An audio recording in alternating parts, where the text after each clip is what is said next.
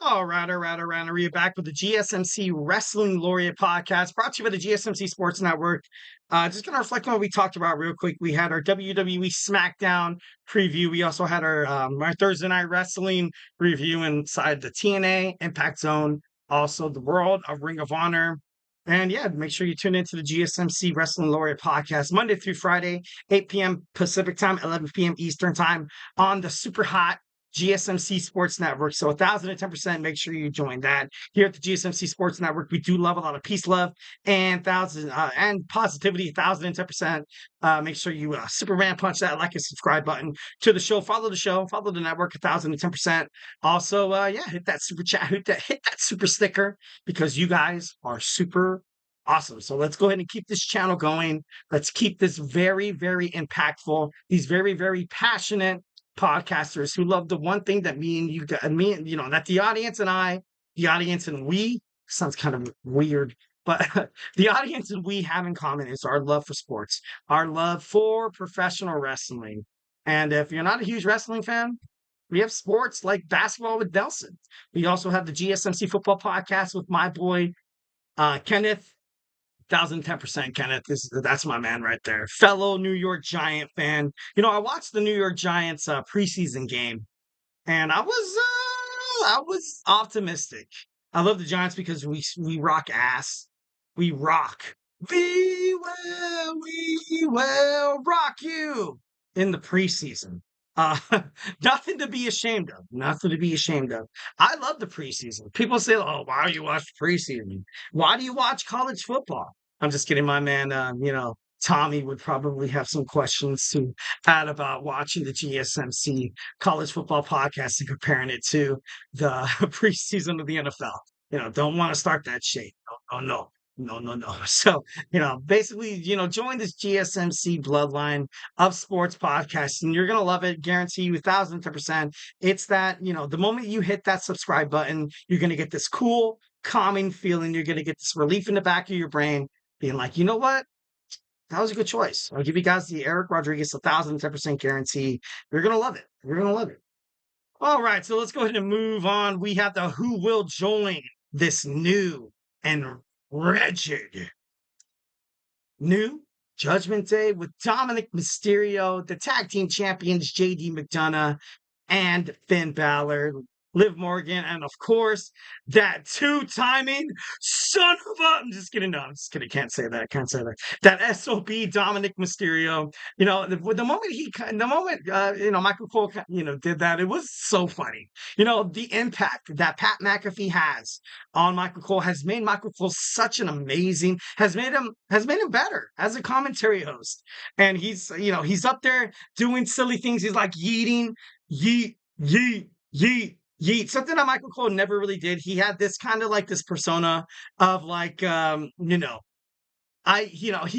could be a heel commentary. The best thing that I love about WWE that they did in the recent decade was eliminate biased commentary. Of course, sometimes you have the guy who gives the heel the benefit of the doubt, but mostly you kind of have that baby face. And I feel like Michael Cole is that perfect baby face. And then of course you have Corey Graves, who's he's objective. He's objective. Obviously, he's the anchor on WWE SmackDown. I kind of, to be honest, I'm not a huge Corey Graves fan after he made Morrow left from UFC. There was allegations, speculation saying that he bullied him, which was kind of stupid. We're grown ass people. We shouldn't really bully anybody anymore. So I have my speculations about Corey Graves, but overall, guys, remember to hit that super thanks, super chat, super sticker because you guys are super amazing. Get your comments noticed. This is our podcast. All in all, this is the GSMC Wrestling Laureate Podcast, but this is the me and you Wrestling Laureate Podcast. So make sure your voice is heard. Don't be too shy. Go ahead and hit that like and subscribe button. Also chat 1,010%. Obviously, leave whatever you can.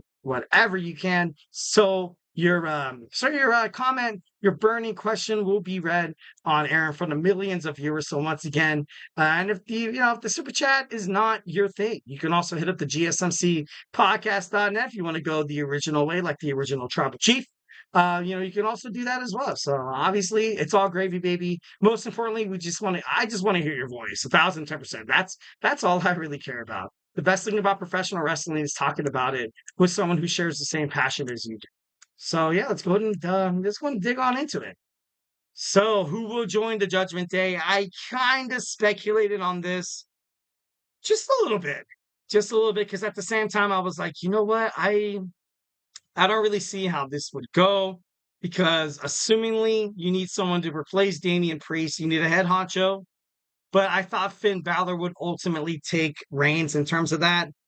I feel like if I was a WWE creative, I would put the belt, I would give the belt to JD. Not well, JD already has the belt, but Finn Balor's like, you know what? I got to go out there and go ahead and strive and get greater pastures as a single superstar. So I'm going to give this tag team belt to Carlito. So Carlito is going to be one half of the WWE World Tag Team Champion, probably in due time. There's a lot of speculation about, and a lot of talk about Dominic Mysterio being one half of the tag team champions. But to be honest, I don't think that's possible. He's still dealing with an injury. He refused to get Tommy John surgery, and something that would have kept him out for at least a year. So, adding AJ Styles to this group, I feel like it would be big. It'd be big 1,010%. Like I said before, there's a lot of things that are kind of happening with WWE right now. Now you kind of have this SmackDown. You have this Monday night trade rumor that's kind of running around. Obviously, I can't wait to watch WWE SmackDown. It's on right now. I recorded it. Have not checked a single shred of social media, TikTok, Instagram, or Facebook, because I love being surprised. I heard it's a good episode. So, don't you dare leave spoilers in the chat. Don't you dare. I'm just kidding. No, honestly, if it's cool to talk about, let's do it. But overall, adding AJ Styles to the group, I feel like would do more harm than good, because this whole philosophy of this new Judgment Day, as there's no egos and no one has a bigger ego than the phenomenal one, AJ Styles. So, I don't really see that really working out there.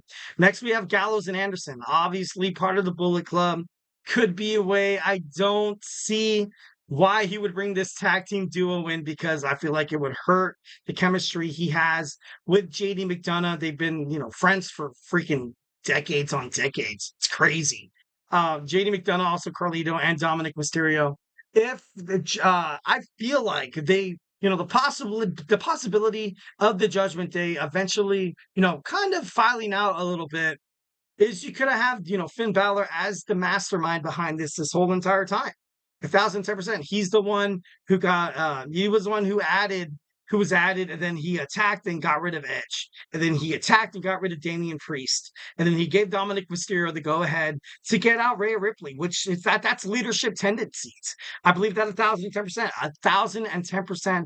That's leadership tendencies. If you have the Judgment Day, and if you have Finn Balor wiping out everyone, one by one by one, first it might be Carlito, and then maybe JD McDonough. And then perhaps you're going to see, Dominic Mysterio and Liv Morgan kind of go under. And the whole time they're going to be like, damn, the whole time we thought we were in control of the situation, kicking out Rhea, kicking out Damian Priest, but in reality, we were the ones that were getting preyed on. I believe that could happen. You could have the Bullet Club reunite. You can have AJ Styles. You can have the OC come together once again. But like I said, this is an unlikely scenario, how Finn Balor just kicks everybody out of the bloodline, and be like, you know what? I'm bringing in Carl Anderson and Gallows. I'm bringing in AJ Styles. Guess what? The Bullet Club revived.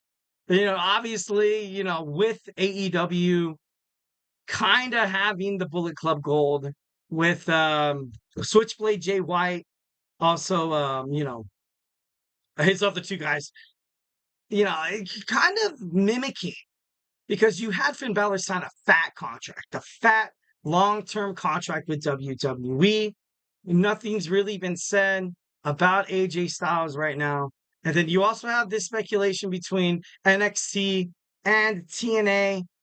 They're going to need a champion versus champion. Kind of like when you have a Monday Night Raw versus the WWE Friday Night SmackDown on Survivor Series. You're gonna have the same thing with WWE NXT taking on total nonstop action Impact Wrestling, and I think it'd be awesome. I think it'd be awesome if you see someone like AJ Styles debut in NXT, and they're gonna need it. They're gonna need it once October 1st and that CW contract comes around. You're going to need big stars. Obviously, that's why they have CM Punk on the first episode in Chicago. That's the reason why they have a star like the Viper, the Legend Killer, Randy Orton in St. Louis, Missouri for NXT. You're going to need big names like this. You're going to need big names like this in terms of the WWE NXT to draw fans, draw merchandise sales, to just get that, that age range between 19 and 38, that key demographic that wrestling fans love so damn much because it's necessary. It's 1,010% necessary. And if Finn Balor brings the OC in, I think it would kind of destroy what they're doing with NXT right now. But once again, it's wrestling, unpredictable as hell. Next, we have Pete Dunne. Pete Dunne recently defeated Trick Williams in the opening match of a NXT Great American Bash Week 2. It was a great match. It was a great match. I felt overall that Pete Dunne, he's going to come back to NXT. I know for a fact he's going to come back down to NXT. I think he's going to go after Oba Femi's North American Championship. You're also going to see Tony D'Angelo going after that as well. Are we going to see a WWE NXT UK? Obviously, you had WWE give the nod.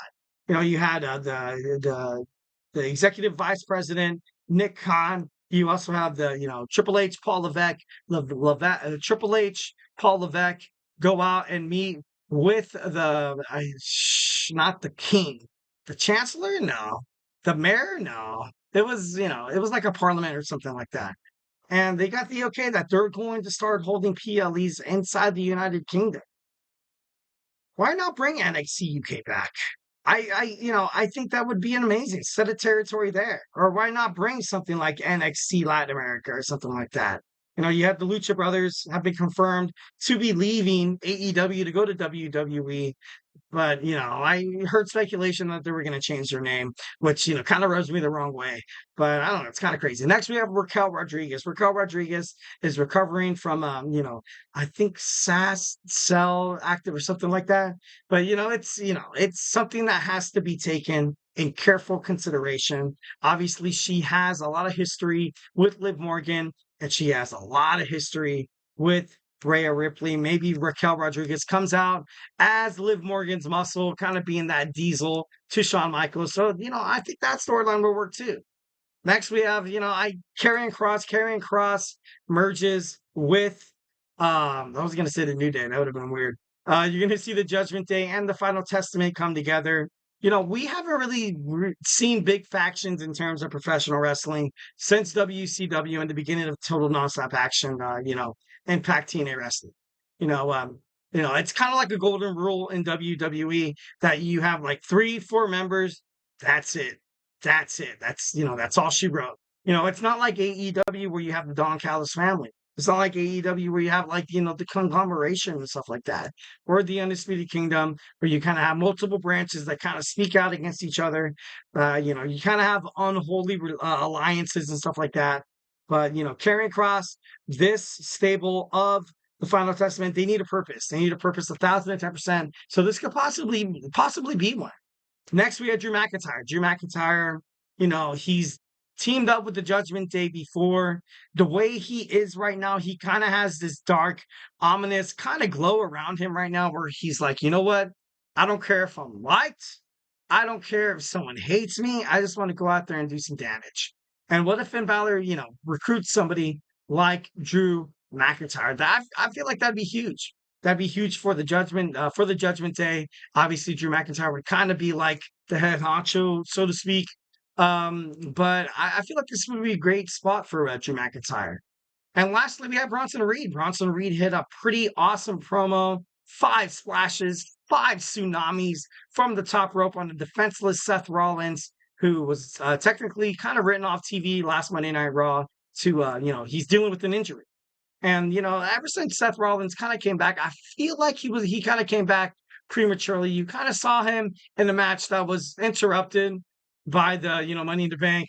You kind of saw him as a special guest referee. You have not really seen him in an excruciating match where you can see his talents, where you can see his athletic abilities, high flying, tactical wrestling, submission, whatever it is that you kind of look for in terms of professional wrestling. He does not have it. He does not have it right now because he's still injured. He came back too soon. And, you kind of just have him floating around a little bit. Kind of like what you see with Dominic Mysterio, who still needs Tommy John surgery for his elbow, but refuses to get surgery. So WWE's like, you know what? All right. So we'll have you float around a little bit, make a couple of disturbances and stuff like that. You'll still be on the map. But if you're going to be getting paid, and if you're not going to be away for medical leave, we need you guys to do something here. We can't just have you guys just sitting on the sideline, cutting promos backstage and stuff like that, like you're Carlito. I'm sorry, we can't do that.